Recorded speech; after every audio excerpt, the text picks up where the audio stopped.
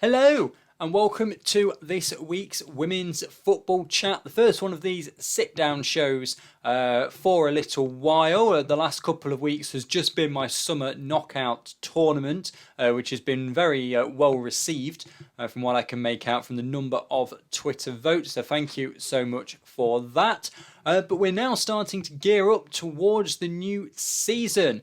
We've got a bit of news to talk about to start with, and that is that yesterday, I'm recording this on Monday, yesterday the FA Women's National League had its AGM, and in that they determined the constitutions of each of the leagues next season, which we'll get onto in a moment, and they started to relay their strategy for the next few seasons out to some of the clubs. We also now have a starting date for next season, which is Sunday, August the 21st, which is 8 weeks away, or a day shy of 8 weeks away now from the new season. So we're going to start gearing up towards that as well, particularly with my summer knockout tournament being at the semi-final stage now. We'll get onto that draw in a moment. But you'll see on my right-hand side there on the screen, the new graphic for next season is up as well. The teams that are no longer in the FA Women's National League have been taken off the graphic. The new teams have been put in. I've tried to make the logos a bit more of a uniform size, and I've made it so they're not overlapping, so we can actually see better now all of the logos. The one thing to put in there is a bit of a caveat is some of them are slightly off geographically because of needing so many teams in London, in Birmingham. It is just a bit difficult to get them all geographically, and that's why as well that they are the size that they are, just to try and get them a bit closer to where they really should be. So let's get down to what the leagues are going to look like next season. If we start with Tier 4, that's the one that's had the most amount of change. Now, all of the leagues, as we mentioned a few weeks ago, have now been changed to have 12 teams in them. So we're definitely going to have all 12 teams in them, a 22-game regular season. We've also then got, of course, 36 games in the determining round of the cup and plate competitions. That will leave us with 36 teams in each. There will then be 4 games in each in the preliminary round to get us to 32, and then we'll have that straight knockout, which hasn't yet been confirmed by the league, but that is surely what is going to happen. It's the only real way of doing it. So we'll start from the very left there with Division 1 Midlands. Doncaster Rovers Bells, Leafield Athletic, Leek Town, Lincoln City, Long Eaton United, newly promoted Northampton Town, Peterborough United, Sheffield, who have come down from the Northern Premier Division, Solihull Moors, Sporting Cowser, Stourbridge, who are up from Tier 5, and Wem Town, who were in the relegation zone last season but have been reinstated to the FA Women's National League in order to make it a 12-team division. Then in Division 1 North, Barnsley, Bradford City, Chorley, Durham Sestra, Hull City down from the Northern Premier Division, Leeds United, Merseyrail up from Tier 5, Middlesbrough down from the Northern Prem as well, Newcastle United, Norton and Stockton Ancients, Stockport County and York City up from Tier 5.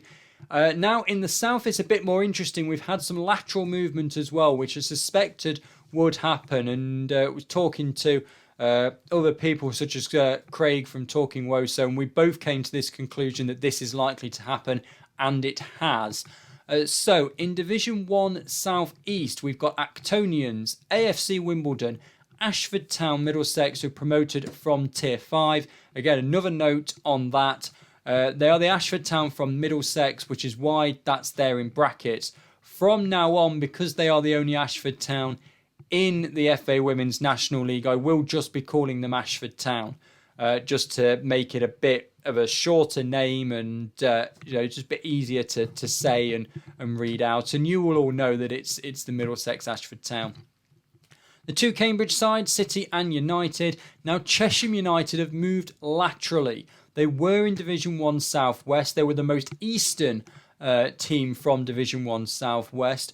but also they were further east than 3 of the sides that came down from the Southern Prem. So as we suspected there would be some lateral movement, there have been.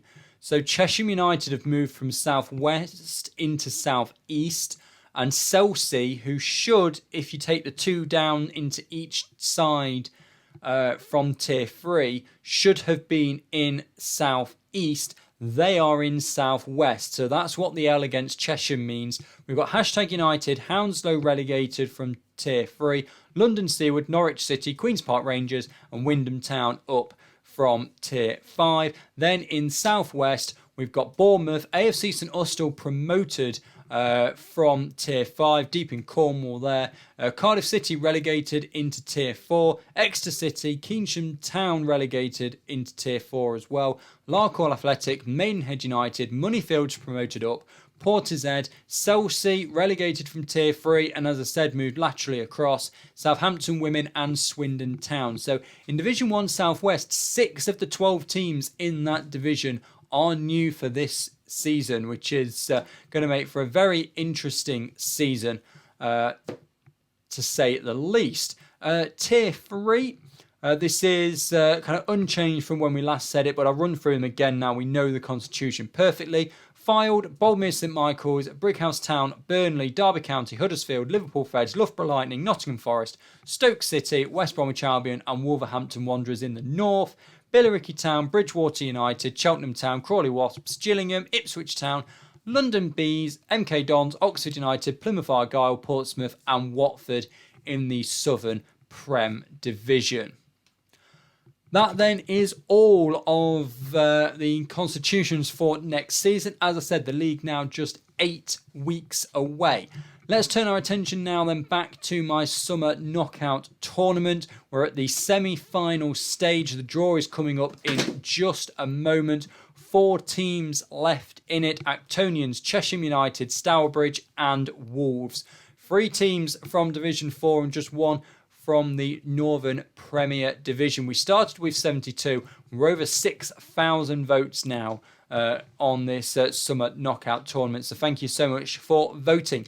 Let's have a look then at this semi-final draw. Will we have 2 teams from the same division facing off against each other? Will it be a Division 1 South East semi-final and a Birmingham area semi-final, or will it all be split?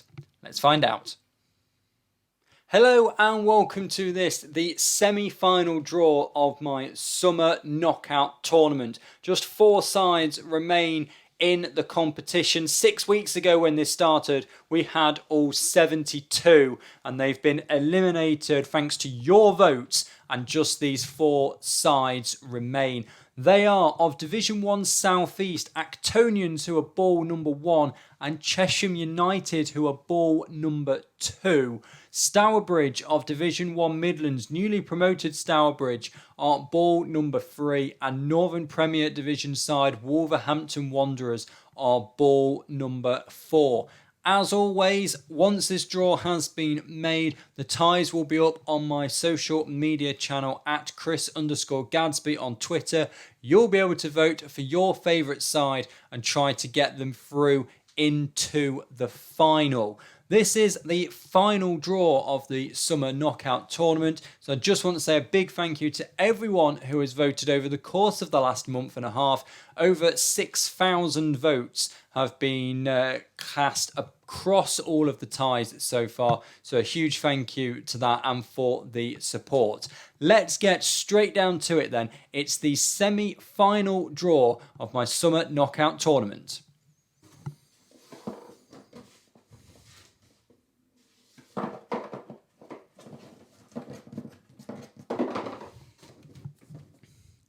And first out of the hat is number 4. Number 4 is Wolverhampton Wanderers. Wolverhampton Wanderers, the first ball out.